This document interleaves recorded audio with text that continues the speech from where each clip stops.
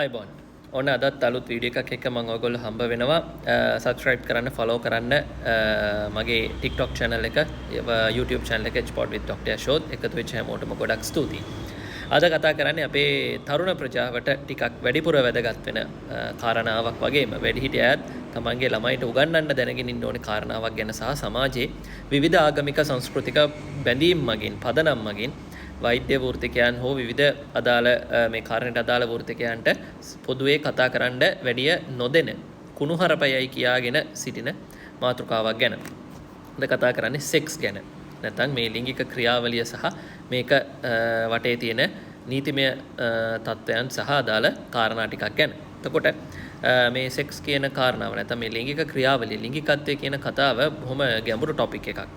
අද අපි එච්චර දුරට කතා කරන්න බලාපොරොත්තු වෙන්නේ බොහොම සරලව අපේ තරුණ ළමයි දැනගන්න ඕනේ කාරණා ටික තමයි කතා කරන්නේ. එතකොට අපි සාමාන්‍යයෙන් සරලව හැමෝම මේකේ දැනගෙන ඔය කුණුහරුපයයි සමාජගත කරලා තියෙන කාරණය තමයි සෙක්ස් නැත්නම් මේ ලිංගික ක්‍රියාවලිය කියලා කියන්නේ කාන්තාවගේ යෝනි මාර්ගයකට පිරිමියෙක්ගේ ශිෂ්ටයක් ඇතුළත් කරන ක්‍රියාවලිය කියන එක. හැබැයි මේක පිටිපස්සේ තියෙනවා ලොකු විද්‍යාවක්. මේක මානව ක්‍රියාවලියක්. මේක මානවයාගේ ප්‍රජනන ක්‍රියාවලිය ඉදිරියට ගෙනියන්න වගේම මානවයාගේ තෘප්තිය රඳවගෙන තියාගන්න සහ හොඳ ජීවන සම්බන්ධතාවයක් දෙදෙනෙකු අතර හොඳ විරුද්ධ ලිංගිකයන් දෙදෙනෙකු අතර පවතින හොඳ අන්තර් සම්බන්ධතාවයක් තියාගන්නට ස්වභාව ධර්මයෙන් නැත්නම් මේ ජීව විද්‍යාවෙන් සකස් කරන ක්‍රියාවලියක් බව අමතක කරන්න එපා. එතකොට මුලින්ම අපි කතා කරන්නේ මේ සෙක්ෂුවල් ඇක්ටිවිටි එක නැත්නම් මේ ලිංගික ක්‍රියාවලිය තුළ තියෙන විද්‍යාව සම්බන්ධයෙන් නැත්නම් ෆිසියොලොජි එක සම්බන්ධයෙන්. එතකොට මේ ලිංගික ක්‍රියාවලිය කාන්තාවන්ගේ පිරිමින්ගේ දෙගොල්ලොන්ගෙම ස්ටේජස් 4ක් තියෙනවා. මේ 4 දැනගන්නට ඕන. මොකද අර මම කලින් කිව්වා වගේ අපේ සමාජය දන්නේ සෙක්ස් කියන්නේ යෝනි මාර්ගයට ශිෂ්ණයක් ඇතුළත් කරක විතරයි කියලා. හැබැයි එහෙම නැහැ. පළවෙනි අවස්ථාව තමයි sexual arousal phase එක. එතකොට arousal කියන්නේ උත්තේජනය වෙනවා කියන. එතකොට මේ උත්තේජනය කියන phase එක හරි වැදගත්. කාන්තාවන්ට පිරිමිට විශේෂයෙන් කාන්තාවන්ට උපරිම ලිංගික තෘප්තියක් සහ හොඳ ලිංගික ක්‍රියාවලියක් සිද්ධ කරනවා. එතකොට මේ arousal phase එකේදී තමයි අර අපි සිප ගැනීම, වැළඳ ගැනීම, ටච් කරන ඒවා මේ දේවල් වලින් උත්තේජනය ඇති කරන phase එක. එතකොට මේ විවිධ ක්‍රියාවලින් නිසා මේ සිප ගන්න එක එතකොට කාන්තාවන්ගේ ඉතා සංවේදී තැන් පිරිමදින එක ඒ වගේ දෙදෙනා ආදරෙන් වැළඳගෙන ඉන්න එක වගේ මේ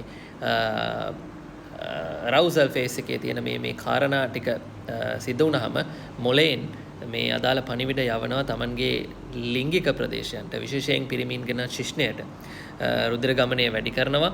ශිෂ්ණය ප්‍රාණවත් වෙන එක වැඩි කරන්න රුධිර ගමනය වැඩි කරලා ශිෂ්ණයේ මස්පිඩු ඒකට සකස් කරනවා මේ රවුසල් ෆේස් එකේදී.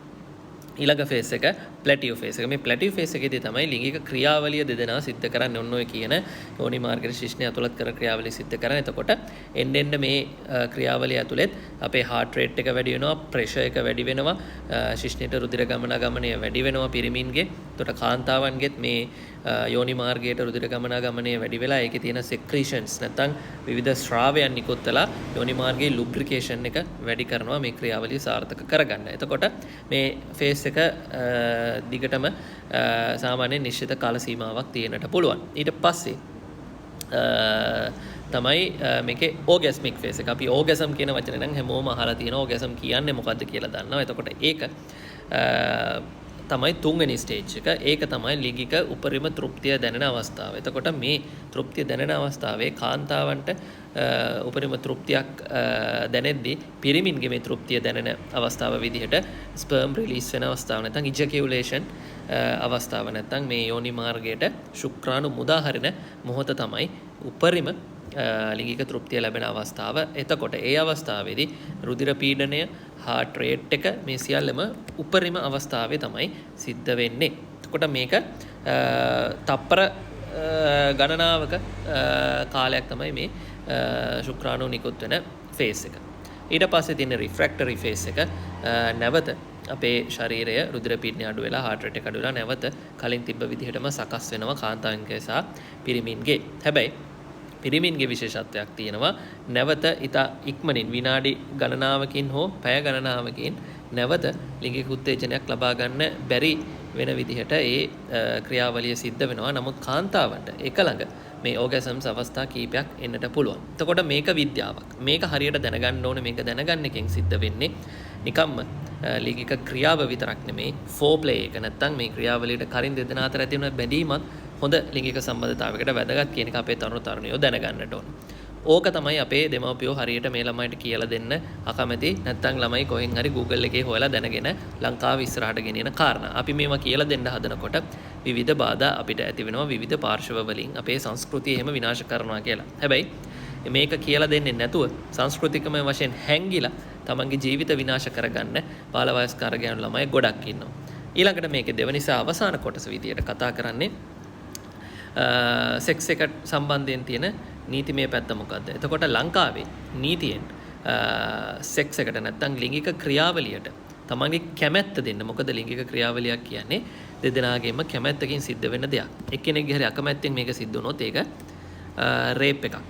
එතකොට ඕක තමයි ලංකාවේ නීතිය. විශේෂයෙන් මේකට වයසක් තියෙනවා. consent for sex නැත්නම් ලිංගික ක්‍රියාවලියට තමන්ගේ කැමැත්ත දෙන්න කෙනෙක් මානසිකව සහ ශාරීරිකව ඒ තීරණය අරගෙන ඒකට සුදුසුයි කියලා හිතෙන වයස තමයි අවුරුදු 16. එතකොට අවුරුදු 16 කාන්තාවක් හෝ පිරිමියෙක් ඕනෑම කෙනෙකුට පුළුවන් සෙක්ස් එකට consent එක තමන්ගේ කැමැත්ත දෙන්න.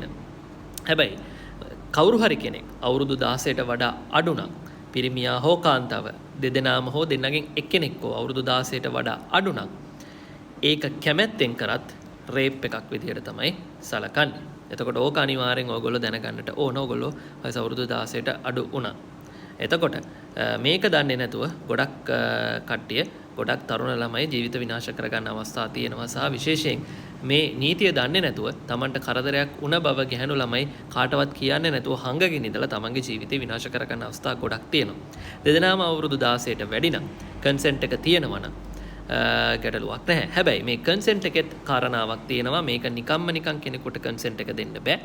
ඒක නීතියේදී පිළිගන්න කාරණේ තමයි මේ කෙනාට මානසිකව ඒ පිළිබඳව හිතලා තර්කානුකූලව හිතලා කන්සෙන්ට් එක දෙන්න නැත්නම් කැමැත්ත දෙන්න පුළුවන් හැකියාව තියෙනවද කියන එක.